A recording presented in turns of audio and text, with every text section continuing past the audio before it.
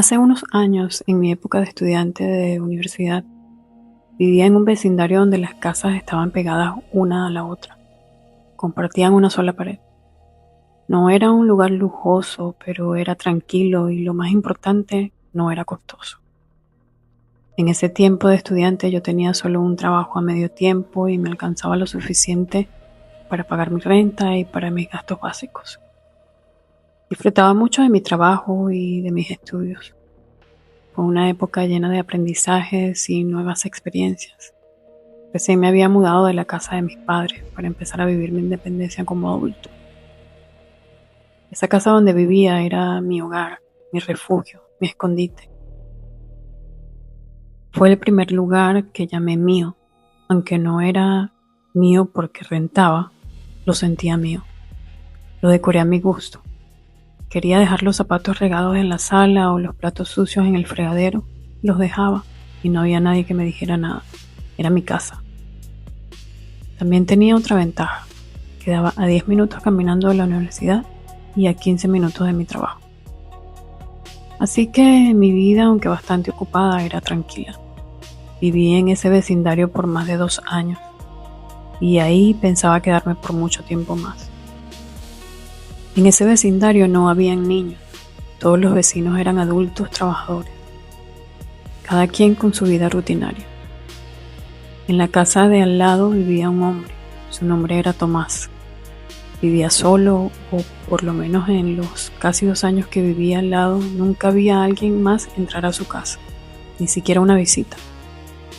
Aunque debo decir que con mi horario entre trabajo y clases no era que me la pasaba mucho en la casa, pero sí tenía uno que otro fin de semana libre donde disfrutaba de mi casa y nunca vi en esos días que Tomás recibiera visitas.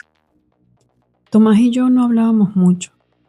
Nos decíamos hola cuando nos cruzábamos a salir a nuestra faena alguna que otra mañana, o cuando sacábamos la basura o al buscar el correo, nada fuera de lo común.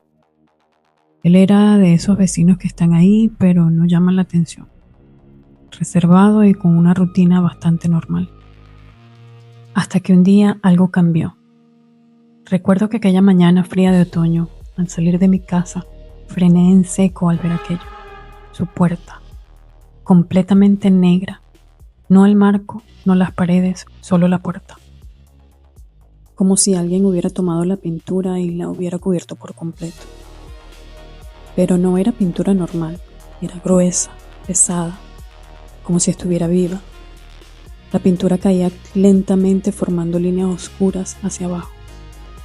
Me quedé mirándola unos segundos, más de lo normal, y no sé por qué, pero sentí incomodidad, como si esa puerta no quisiera ser vista.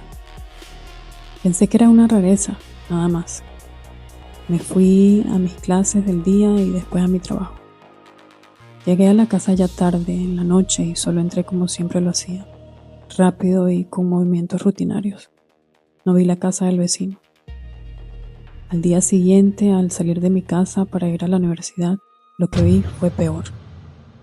Las ventanas también estaban negras, cubiertas con la misma pintura gruesa. Desde afuera durante el día no se veía nada y por la noche no salía ni un solo rayo de luz. Era como si esa casa hubiera sido sellada. Intenté ignorarlo, pero algo no me dejaba en paz. Así que fui y toqué la puerta. ¡Tomás! ¡Tomás!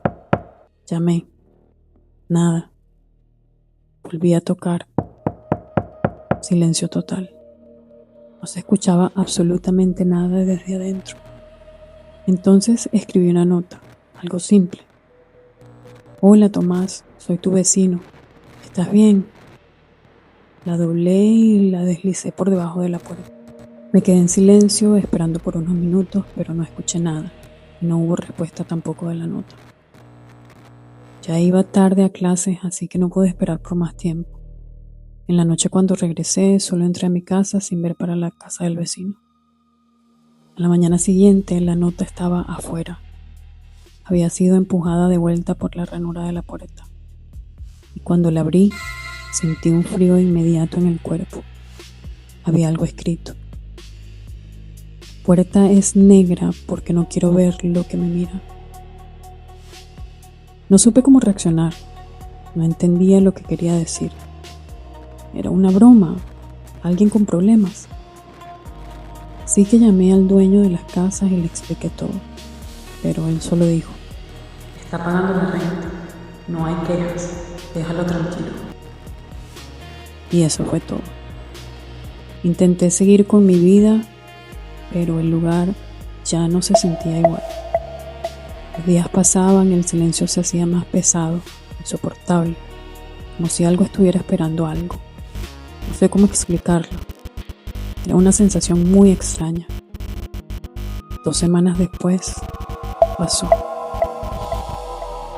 Esa noche estaba en mi sala cuando lo escuché.